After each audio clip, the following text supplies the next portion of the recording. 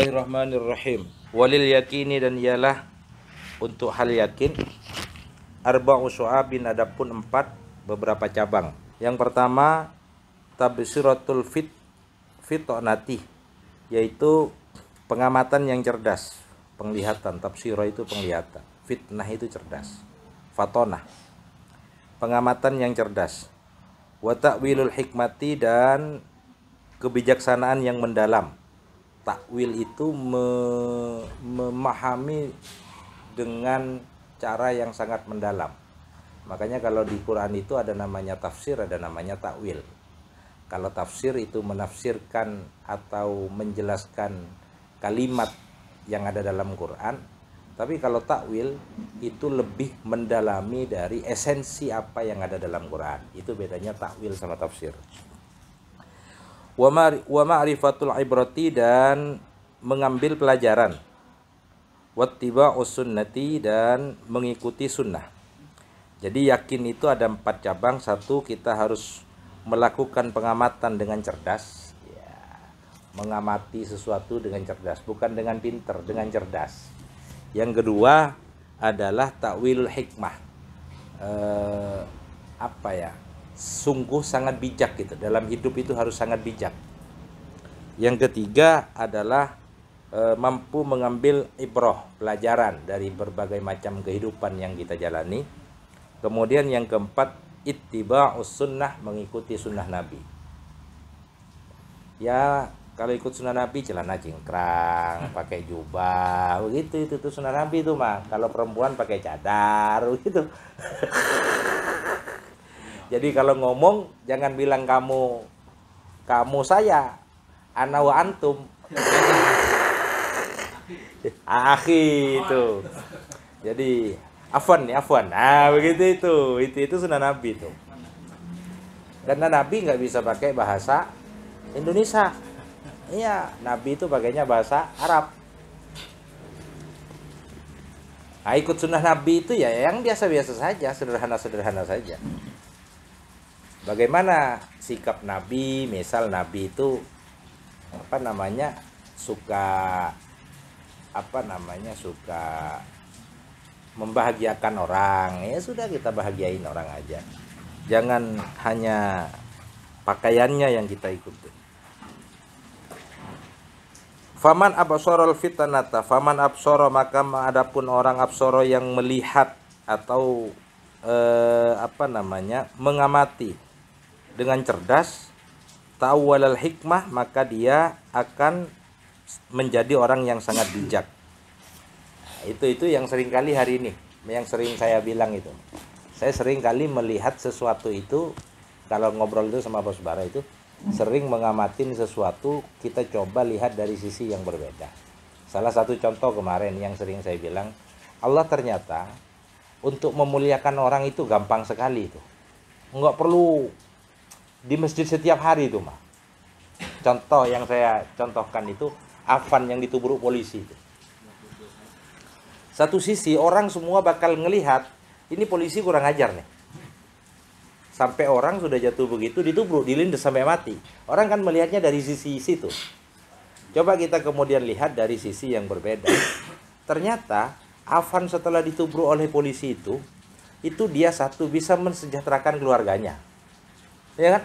Dikasih rumah, keluarganya dijamin dan lain semacamnya. Satu. Yang kedua, yang ngantarkan dia ke liang lahat itu sekian ribu orang. Yang mendoakan dia itu begitu banyak orang. Ternyata untuk jadi orang mulia gak harus jadi kiai. Gak harus jadi kiai, gak harus jadi ustadz. Yang harus dipelajari sama kita hari ini, Afan itu sebenarnya kepribadiannya bagaimana selama ini. Itu yang harus kita cari tahu. Dan sampai sekarang belum ada informasi tentang itu kayaknya. Di media sosial juga belum kayaknya. Apa sudah ada? Apa itu, Bos? Dia pencari nafkah tunggal. Salah satunya, dan baru menikah. Jadi semua tanggung jawab pada dia. Oh. Terus sisi lain yang dia lakukan apa? Sisi lain, ya, Ibu ada masih ibunya? Masih ada. Jadi dia pakainya nggak ada. Jadi di saat ada orang begitu itu, yang harus kita lihat adalah apa yang dia lakukan. Kalau yang dia lakukan itu adalah sederhana, maka yang harus dilihat itu atasnya dia. Orang tuanya bagaimana? Di saat di atasnya dia biasa saja, kita lihat di atasnya lagi. Bagaimana sebenarnya di atasnya itu? Saya dulu itu pernah diceritain begini. Sama almarhum Allah yarham Kiai Haji Mahfud Basha. Mas, berjuang di NU itu kalau bahasa Indonesia harus ikhlas ya. Sampean boleh gak jadi apa-apa berjuang di NU itu. Tapi lihat nanti cucunya sampean atau anaknya sampean. Jadi Allah itu kadang membuat kita susah dalam perjuangan, letih dalam perjuangan. Tapi yang mengambil hikmah dari perjuangan kita itu ternyata anak, kadang cucu kita. Enak amat itu jadi anak sama jadi cucu. Mulia karena tanaman orang tua. Begitu itu. Itu saya pernah itu didawuhin almarhum Allah yarham Kiai Haji Mahfud Basha namanya. Begitu mas saya. Berjuang di NU itu sing ikhlas ya. Sampean boleh gak jadi apa-apa. Karena kata beliau itu, di saat Allah ngasih fadlnya kepada pejuangnya, ya sudah selesai sampai di situ. Tapi kalau kita nih jadi orang tua berjuang ikhlas tulus, kita gak dapat apa-apa dan ternyata hidup kita biasa-biasa saja, maka anak-anak kita yang akan diangkat derajatnya oleh Allah. Lah itu atau cucunya nanti yang akan diangkat oleh Allah. Lah hidup itu kan yang penting bagaimana anak kita bahagia, Bos. Kayak kita nih. Kita itu sudah kenyang lah makan asam garam kehidupan. Kenyang kita mah. Sudah belangsak, sudah ya ceritanya Papur itu, sudah musafir ke sini, menjadi mujahid ke Tangerang. Rujuk kembali ke sono ke rumahnya. Kembali lagi ke rumahnya, roji lagi. Habis itu balik lagi ke sini. Lah minimal kan anak kita nggak seperti itu nanti gitu ya. Lah itu makanya perlu ada sebuah perjuangan yang tulus, ikhlas. Kata Imam An-Nawawi itu di At-Tibyan itu, orang ikhlas itu adalah orang yang maksudul azamnya itu hanya Allah Subhanahu wa taala, tidak ada ke samping, hanya ke atas. Ya kira-kira kayak kita lah di sini. Kita ngurusin pesantren ngarep apa? Dibayar kagak, apa kagak, dikasih apa kagak, ya kan? Kira-kira begitu.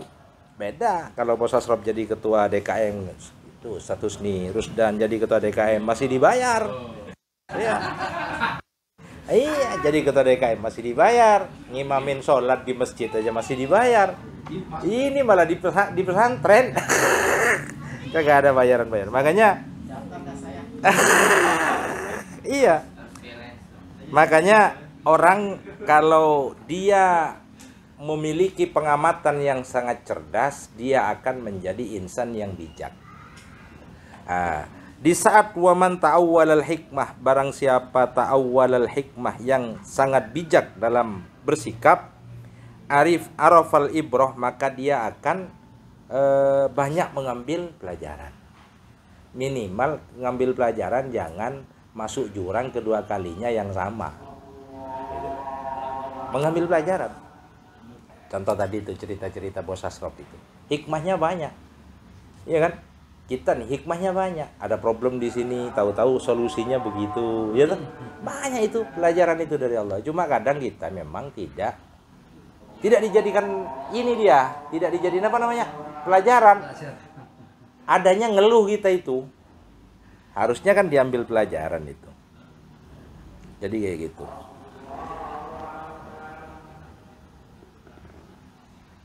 Terus waman arafal ibrah, waman arafa, barang siapa arafal ibrah yang suka ngambil pelajaran dengan baik, maka ittaba'as sunnah, dia akan mengikuti sunnah Nabi Muhammad sallallahu alaihi wasallam.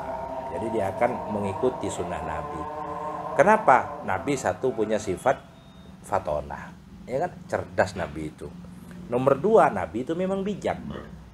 Jadi ini sifat-sifat Nabi nih, bijak, cerdas, itu sifat-sifat Nabi itu. Dan Nabi selalu ngambil pelajaran. Bahkan salah satu pelajaran yang paling penting itu yang dilakukan Nabi itu pernah termenung, kemudian mikirkan nabi-nabi sebelumnya itu. Nabi Nuh punya perahu, Nabi Musa punya tongkat, ya kan? Nabi Isa punya kelebihan bisa ngidupin orang mati, ya kan? Kata Nabi, saya apa ini? Saya ini apa katanya? Kok nggak ada kelebihan-kelebihan begitu? Kata Allah, Quran itu. Quran itu mukjizat kamu. Quran itu. Quran itu kalau saya taruh di gunung, noh, bisa khosyian mutasaddian itu. Quran itu. Nah, cuma itu hebatnya Allah. Nabi Muhammad itu tidak dikasih senjata begitu. Bukan mungkin, Allah itu pasti tahu kalau umatnya Nabi Muhammad itu pada sengsara-sengsara kayak kita.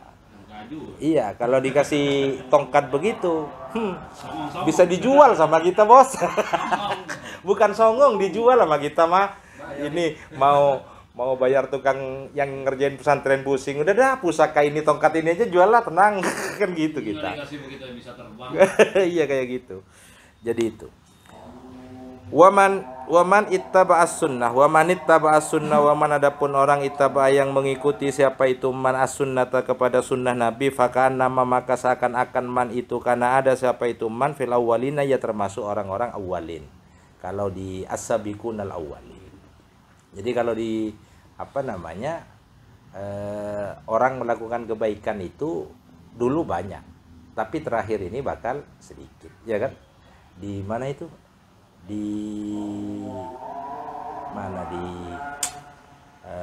Thullatum minal awwalin wa qalilum minal akhirin. Itu kira-kira begitu. Jadi akhir-akhir ini ya memang sedikit. Kalau akhir-akhir ini mutiara itu bagaikan butiran debu yang susah dicari itu. Di pinggir pantai itu kan pasir, tapi mutiaranya sedikit. Makanya hari ini cari yang ikhlas itu susah. Saya pernah baca itu dalam kitab apa ya, lupa itu saya. Kalau nggak salah itu ya, itu di Bidayatul Hidayah kalau nggak salah. Nabi itu pernah dawuh begini, yang saya khawatirkan di akhir zaman itu bukan Dajjal. Nabi itu nggak takut dengan Dajjal, nggak khawatir dengan Dajjal. Karena kata Nabi ada yang lebih bahaya dibanding Dajjal. Siapa yang lebih bahaya dibanding Dajjal? Kata Nabi itu alimun lam ya'malan bi ilmihi. Orang yang punya ilmu tapi dia tidak mengamalkan ilmunya, tapi dia jadi tukang omong. Sekarang kan yang banyak dai, bukan ulama hari ini yang banyak. Iya kan? Wong dakwah itu sekarang dilombain loh. Di RCTI di mana itu? Ada kan lomba dai cilik itu kan? Dilombain hari ini. Hari ini yang banyak itu dai. Tukang dakwah, tukang dakwah. Makanya sekarang itu tidak heran kalau seumpamanya artis tahu ilmu sedikit aja sudah jadi ustadz dan ustadzah hari ini tuh. Harusnya kan jadi ustadz itu keren itu, mengalahkan artis-artis kayak G. Fauzi ini. Suruh baca kitab apa gak bisa. Lah iya kan? Lah sekarang saya tanya, itu yang mau dakwah itu coba suruh baca Alfiyah bisa apa tidak dia? Paham nggak dia? Oh dia belum tentu bisa. Jangankan itu, Emret aja belum tentu hafal. Kalau muhum lahdum mufidun musnadu belum tentu hafal dia, apalagi paham. Iya. Itu hari ini. Makanya hari ini itu yang banyak adalah dai, bukan ulama. Makanya kata Nabi, saya yang paling takutkan itu besok itu adalah itu. Kemudian yang dijadikan rujukan di dalam kitab Bidayatul Hidayah itu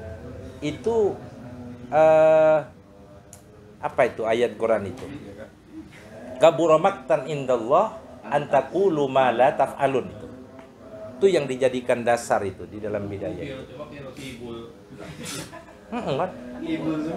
Sekarang ini kalau lagi maulid, lagi laris-larisnya artis. Artis nih mau nyampaikan ilmu 2 hadis, itu pengikutnya harus bayar 200.000 bos di Tang City sono. Iya kan, artis kalau ngadain kajian di sono kan yang daftar 200.000 itu bos. Iya, di Tang City, di hotel apalagi itu, Novotel itu. Kan sering saya dapat tuh, bayar 200.000. Penceramahnya ustadzah ini, artis-artis itu. Lah itu coba bayangkan, hari ini itu sudah fenomenanya. Ternyata yang dikhawatirkan Rasulullah dulu itu bahwa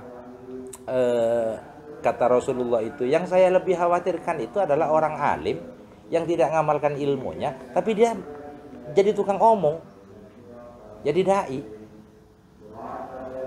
Makanya kalau Imam Ghazali di Ihya itu kan bagi dua itu kan ya, apa namanya, ulama itu ada ulama akhirat, ada ulama su' dan lain semacamnya itu. Gitu. Ya mudah-mudahan kita itu membangun Islam itu pertama dengan sabar, dua dengan yakin. Karena ini paket ini, sabar, yakin, ini paket nih. Hidup di dunia itu pasti banyak masalah. Kalau gak sabar gak bisa. Yang ketiga, walil jihadi, dan ialah berjuang, jihad. Arba'u syu'abin, yaitu ada 4 macam, 4 cabang. 1 al-amru bil ma'ruf. 1 al-amru bil ma'ruf. Al-amru bil ma'ruf adalah menyampaikan kebaikan. Saya pakai kalimat menyampaikan, tidak memerintahkan. Karena kalau kalimat memerintahkan kebaikan ini kayaknya kita keren banget. Menyampaikan kebaikan. Yang kedua, an-nahyu anil mungkar. Ya bagaimana menyampaikan agar kita terhindar dari kemungkaran. Yang ketiga, wasidqu fil mawatin. Wasidqu, dan jujur fil mawatin, dalam berbagai macam tempat. Jadi di mana saja kita jujur. Enggak kayak apa namanya? Munafik begitu.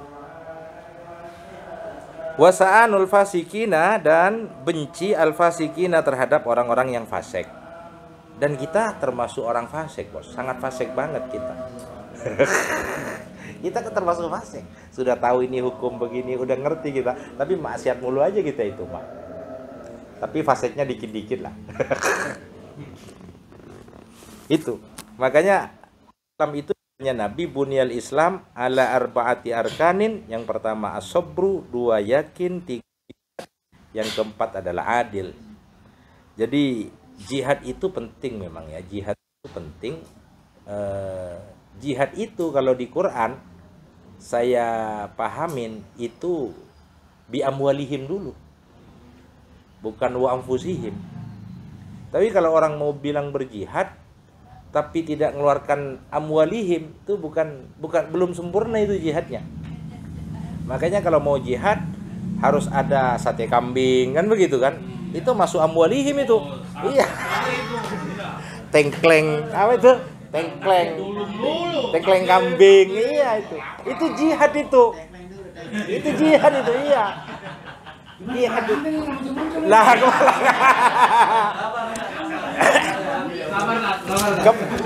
kepala kambing itu gak muncul, Kiai, karena beliau tahu kita sedang situasi yang tidak baik-baik saja negara kita.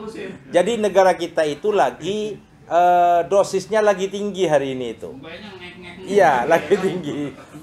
Takut kasih kepala kambing langsung jeglek kita gitu loh. Jadi kayak gitu. Jadi itu ya yang keempat, jihad itu satu adalah al-amru bil ma'ruf. Bukan an-nahyu anil munkar dulu, al-amru bil ma'ruf. Makanya kalau di Quran itu ada ayat ud'u ila sabili rabbika bil hikmah. Kalimat pertama itu bil hikmah, dengan bijak. Iya, dengan bijak. Bukan dengan marah-marah. Bukan dengan caci maki, bukan dengan hinaan, tapi dengan bijak. Makanya butuh kecerdasan itu.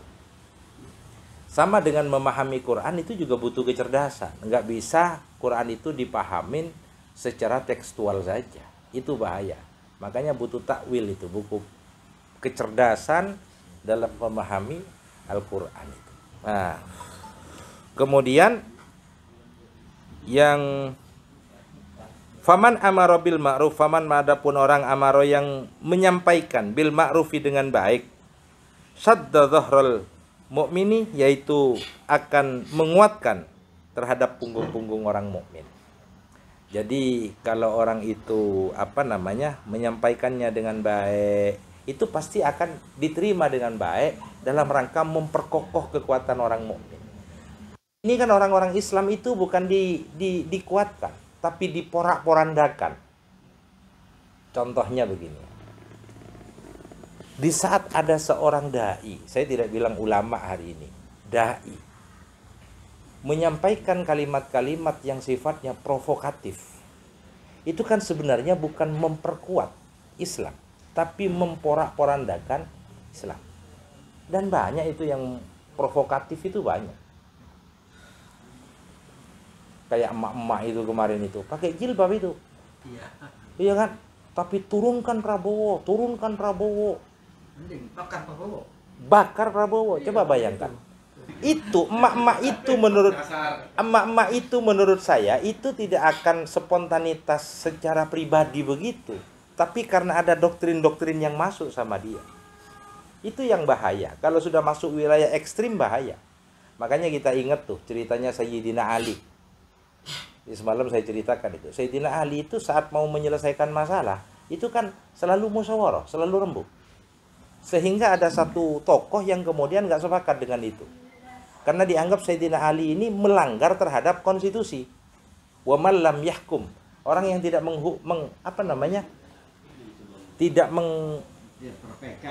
tidak berpegang hukum kepada Al-Qur'an, ini dianggap kafir ini. Bahaya ini. Makanya Sayyidina Ali sampai dibunuh pas mau sholat subuh itu kan. Sehingga ada cerita kelompok Khawarij itu kan. Lah itu kan kelompok ekstrim. Dan hari ini ada itu, Mak.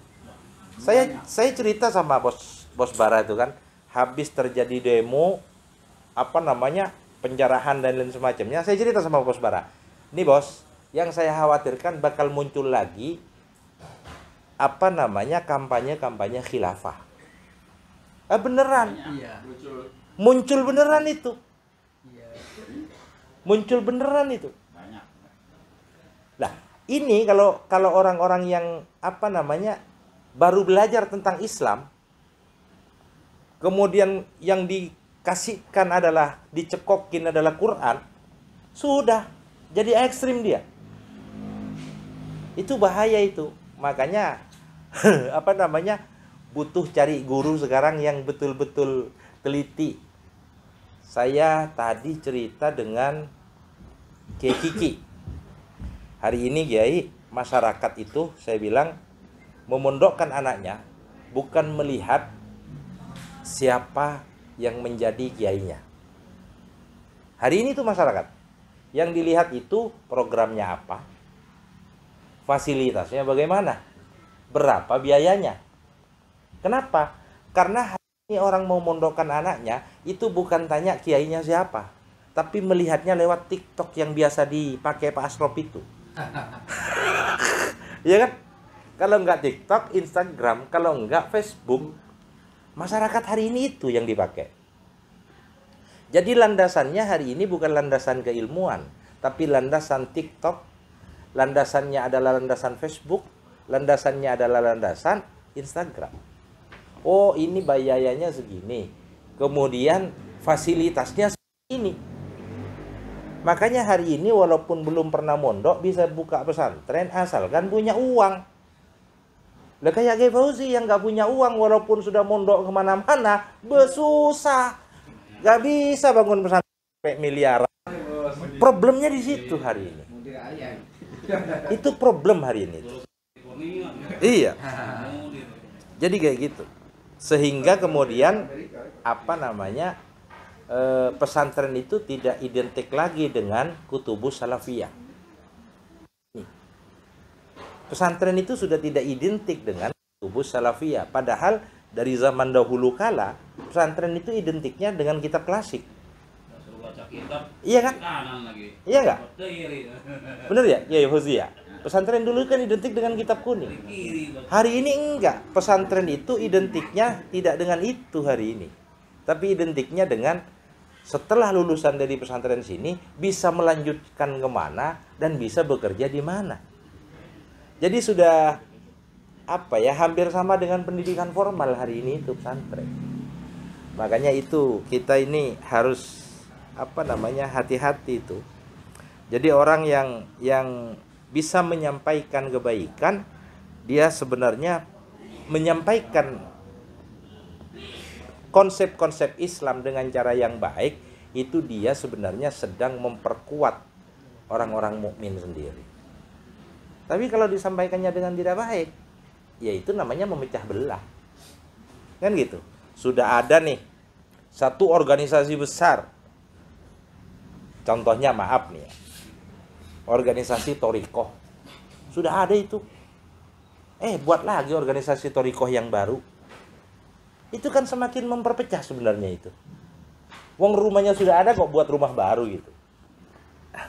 Wa man naha 'anil munkari wallahu alam. Jadi itu ya, jadi sahabat-sahabat sekalian, para asatidz, para kiai. Jadi pertama kita itu harus belajar untuk sabar, kedua yakin. Yakin, yang ketiga adalah jihad, berjuang terus. Berjuang itu dimulai dengan cara pertama adalah al-amru bil ma'ruf. Menyampaikan sesuatu dengan cara yang baik. Itu tentu tidak memberatkan masyarakat itu, Mak. Orang menyampaikan dengan yang baik itu tidak akan memberatkan masyarakat.